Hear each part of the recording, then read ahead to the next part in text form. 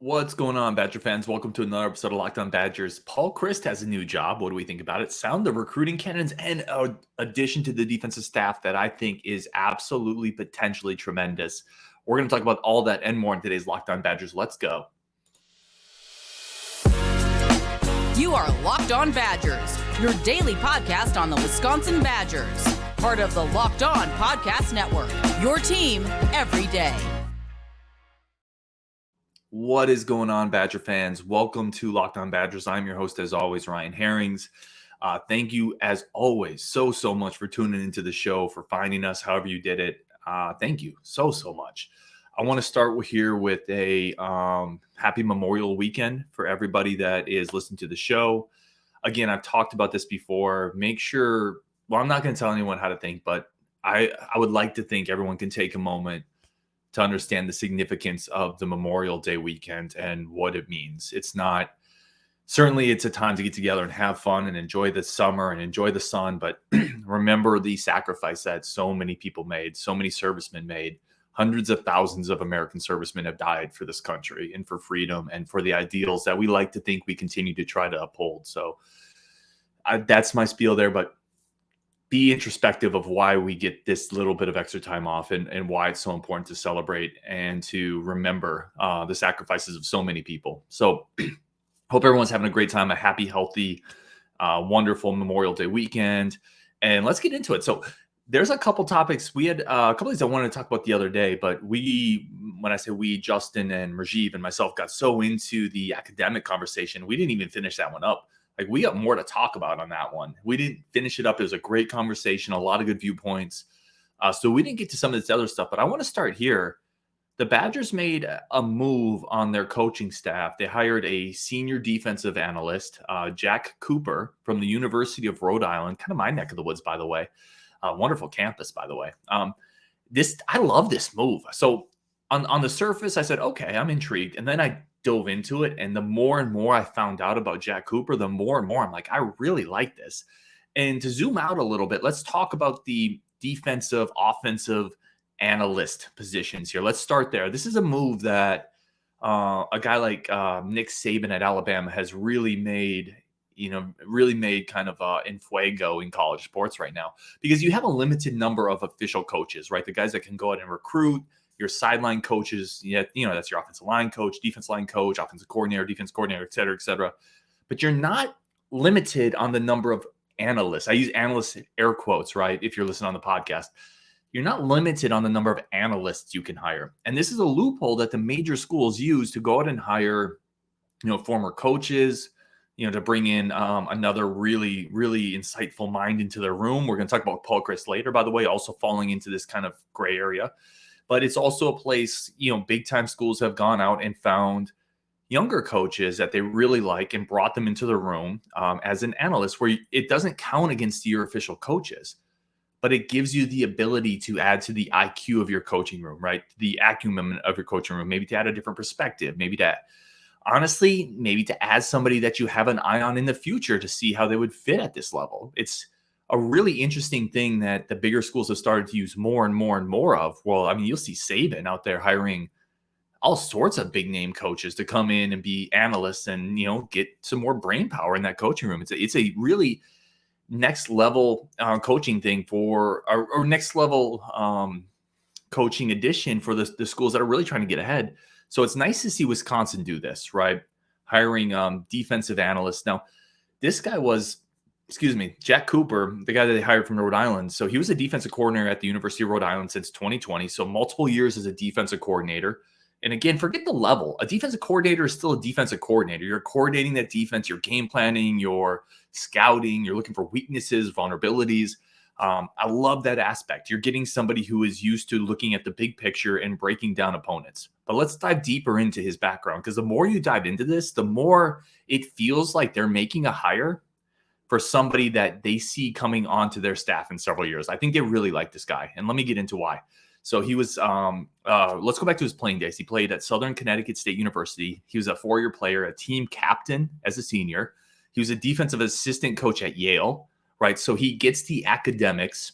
He's used to that high academic institution that's blending academics and athletics. That's Wisconsin. Then he went to Nebraska after a while. He was at Nebraska for 2 years as a defensive analyst, again, kind of a quality control coach, working specifically with the defensive backs. Okay, so you have a guy who was a team captain as a player, was a defensive assistant at Yale, worked specifically with defensive backs in the Big Ten at Nebraska, and then went to be a defensive coordinator, right? What does Wisconsin traditionally needed? We needed better coaching on the back end, the ability to stop passing attacks. I love the fact that he has Big Ten experience, his experience at an academic institution like Yale. He was a team captain. He's got leadership qualities already. And then he's been a defensive coordinator, so he's had to put all the pieces together. Coming in now, I think there's a lot to like about his background. And then realize that Wisconsin was aggressively pursuing, if you remember Antonio Carter II, excuse me, he was the defensive back transfer that this staff was really after. That guy ended up at Nebraska. Carter ended up at Notre Dame. But where did Antonio Carter II go to college? Rhode Island, which is exactly where they hired Jack Cooper from. So what this tells me is in the process of recruiting Antonio Carter II from Rhode Island, they got to know this young defensive coordinator with a Big Ten background who specializes in defensive backs, who's been successful everywhere he's gone, who had a stint at Yale, who was a team captain as a player. I think they really liked him, right? I think as they got to recruiting Antonio Carter, they also started recruiting Jack Cooper. I think this is what happened. And they said, I think internally, Luke Fickell, Mike Tressel, this coaching staff found somebody who they think could be a coaching star. He's young. He's 35, 36. So a young player, young coach, who has a ton of acumen and experience already, has a playing background, specializes in defensive backs, has a background in the Big Ten. I think they found somebody who they think in a couple of years could potentially be on the staff, and they're stashing him. That's what I think they did. And in the meantime, they're going to have another really sharp mind that they can use in their defensive coaching room to help scout all of the opponents coming this year. Remember this, when he was at Nebraska as a defensive assistant, this was just a couple of years ago, he was he was helping game plan. He was scouting opponents. He was working with the defensive backs. So you're adding that into this room. And if you go back to the Paul Chryst staff, this is stuff we weren't doing. We weren't hiring high profile or high upside, analyst type coaches. We had a hard time filling out our regular coaches with people who we felt were worthy of those spots at times, right? You remember Al Johnson as a running backs coach. None of that made sense. Well, we've upped the game. I say we, but Wisconsin, Luke Fickell has upped the game, adding a defensive assistant here, a defensive analyst here who has a defensive coordinator background, Big Ten background, playing background. I love this move. I think, first of all, there's no risk here. They obviously really liked what they saw from him when they were recruiting Antonio Carter from Rhode Island. They said, I think we want to add this guy to the staff, and they went on and did it. And it's just adding another defensive mind to that room. It's going to be someone who's going to help be able to scout the Ohio States, the Michigans, the Penn States, the Iowa. Well, you don't really have to scout the Iowas. Let's be honest here. But I love it. It's adding IQ to the defensive coaching room. And I think this is somebody that they look at as a high upside young coach who in a couple of years when somebody moves on, there is whoever, I don't even want to speculate who, but when somebody potentially moves on from the coaching staff, you have this guy in-house that you could probably promote. And I think they're looking at it as a short-term play, someone that can help them game plan and get their defensive secondary ready for some of the big opponents we face this year. But also as a long-term play, this is a guy who could step into our coaching room and be successful. So I absolutely love it. I think it's a big, big-time move for Wisconsin. All right, let's move on. Coming up next, we're going to sound the recruiting cannons. We got to talk about it. We're going to talk about that next on Locked On Badgers. But first, today's show is brought to you by our good friends over at Built Bar. Sorry. I love Bird Dogs and Built Bar. Built Bar is the #1 protein bar on the entire planet. Any continent, country, city, it doesn't matter. Built Bar is the ultimate place to go to for all your protein needs. And I don't know how they do it, but it's 100% real chocolate. It's not a lot of calories. It's 17 to 20 grams of protein in unbelievable flavors. Churro is my absolute favorite. And I just throw them in my backpack. I throw them in the back pocket. If I need a pick-me-up somewhere, not even just a workout, if I just need a nice, healthy snack in between breakfast and lunch and dinner, pop a Built Bar. My kids love them. And now you don't have to go online and wait for a box to get to your house. You can go to Walmart, Sam's Club. In Walmart, go to the pharmacy section, get your 4-bar box. In Sam's Club, get your 13-bar variety box. Built Bar is the best tasting 100% real chocolate protein bar on the planet. I don't know how they do it, but they do it. Take my word for it. You will thank me later. Go pick up your Built Bars today. I want to again say thank you just to everybody tuning in. Really do appreciate the camaraderie, the community, the comments. Thank you all so much. And let's get into it. So we have a commitment to talk about, and of course that means we got to sound them cannons. Fire the recruiting cannons. Another one is headed to Madison on Wisconsin. Let's get it. It's been a minute since we've shot the cannon. So a couple days ago, it was reported that Atticus Bertrams, oh man, I mispronounced that. Bertrams, sorry. Atticus Bertrams, a punter committed to the University of Wisconsin. He's an Australian native. And this one of the things we talked. So let's stay with him. Atticus Bertrams, 6'3", 215 pounds. He committed to USC in 2021 and never enrolled there, had a back injury. He's been in Australia rehabbing. That's been reported in a couple spots. So this is Wisconsin going out and addressing a need. We talked about one of the things we've talked about with Luke Fickell more than just about anything else. What has he done? He's come in, he surveyed the ship, right? We'll call it the good ship Wisconsin, paying homage to my Navy days, right? He's surveyed the good ship Wisconsin, and he's found some leaky holes, right? Not everything, right? There's some parts that are really strong. Foundationally, the ship is afloat. It's not underwater, but he's found some holes, right? Quarterback, let's patch that. Let's say secondary. Let's put some patching in there, and then punter. Let's stick a patch there. That's one of the things he's done really well. He's not complacent. This staff is not complacent whatsoever, and when they see a need, they're going to go out and aggressively try to fill it. And they've done that again. If you're an everydayer and you've listened to this show for a while, you'll remember I was talking about punters as somebody who is probably a need in the portal, but I said, hold off. The coaching staff will let this play out a little bit. They're going to take a look at all the in-house options. And if they don't add a punter, if they don't aggressively go out and get one, because you can find a punter, right? There's so many Division II programs, JUCO programs, lower level D1 programs. Like, if you're a big-time school, and let's face it, Wisconsin's a big-time school. I've talked about this a lot, right? We get so caught up in is Wisconsin a blue blood or not blue blood? But even if Wisconsin's not a blue blood, it's a heck of a lot better than 100 other Division I schools, right? Wisconsin is still much more at the top of the college football food chain than most schools. So my reasoning was why we were going to wait and not to worry about punting so much is if they determined they needed a punter, they would be able to go out and find one somewhere. They would grab one somewhere. Now, we'll have to see if the guy they grabbed is the right call, right? I'm not going to sit here and pretend like I've seen Atticus Bertrams punt down under, down in Australia. I have not watched that film or broken that down, nor would I be credible or capable of doing so, really. But they looked at what they had in practice and they determined that, no, we need to go out and fill this hole. This is another spot that needs a little bit of patching. And they did that. Atticus Bertram's coming in. He's going to be a punter this year. And that's the guy. Much like Nathaniel Vakos, this is the guy who's going to be the kicker for Wisconsin. This is going to be the punter. And special teams in a season that we think Wisconsin can be very good, borderline great, right? Depending on a few things coming together, but definitely very good. Punting and kicking could easily be the difference in 2 or 3 games. Easily. We've seen this, right? How many times have we seen our special teams be a difference maker for good or bad? You go back to the David Gilreath kickoff return against Ohio State. Certainly you go back to dropped punts against Ohio State, right? We've seen the kicking and the return games go both ways with Ohio State games with us. Certainly we've seen poor special teams, field goal situations in the last couple of years with Wisconsin that's certainly limited this team. So, Luke Fickell has gone out and made a concerted effort to address special teams. Obviously, it really matters. Not that it didn't matter for Paul Chryst either. I'm not trying, don't take this as a shot against anybody, but Luke Fickell's coming in and said, no, we're going to get a new punter, a new kicker. And again, last year Paul Chryst brought in Vito Calvaruso. He's tried this too. Okay. And he had Andy Vujovic, right? So like Paul Chryst has gone this route as well. I'm going to give kudos to both.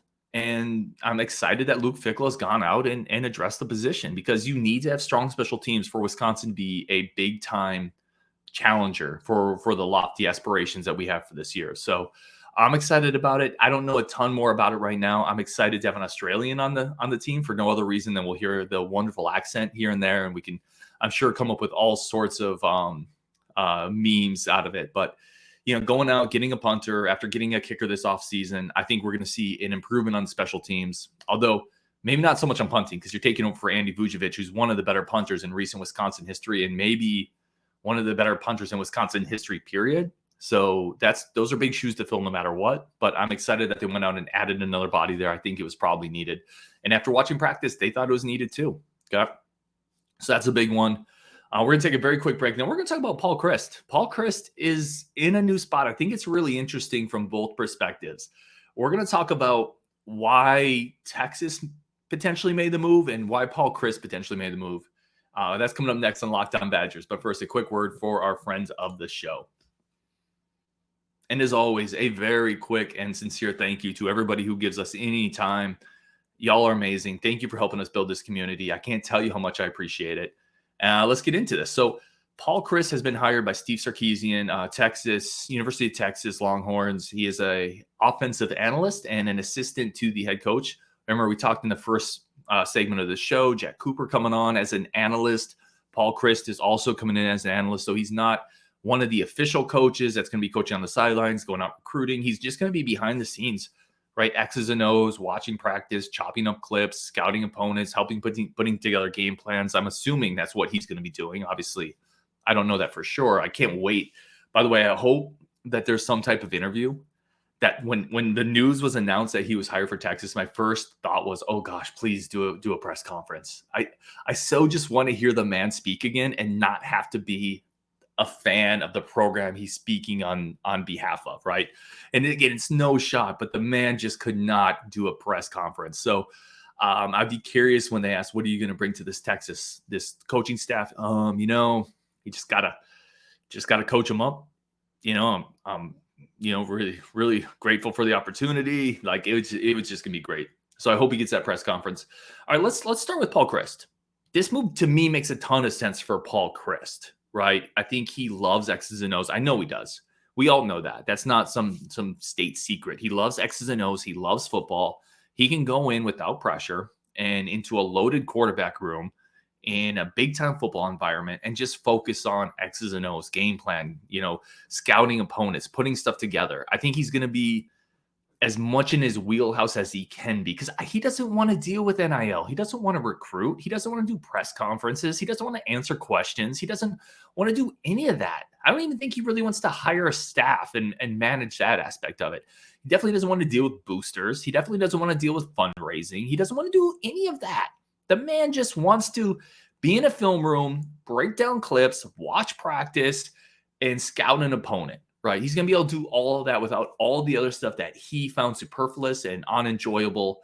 So in that aspect of it, I think it's great for him. I think it's great for him to see a more modern offense, which again was just basically anything outside of Iowa in a major college football level. So he's going to be able to grow as a coach. I think you can teach old dogs new tricks if they're willing and they're open. He needs to evolve if he wants a future in this type of football, right? If he wants to continue his career, if he wants to become another, high-level head coach, he needs to evolve.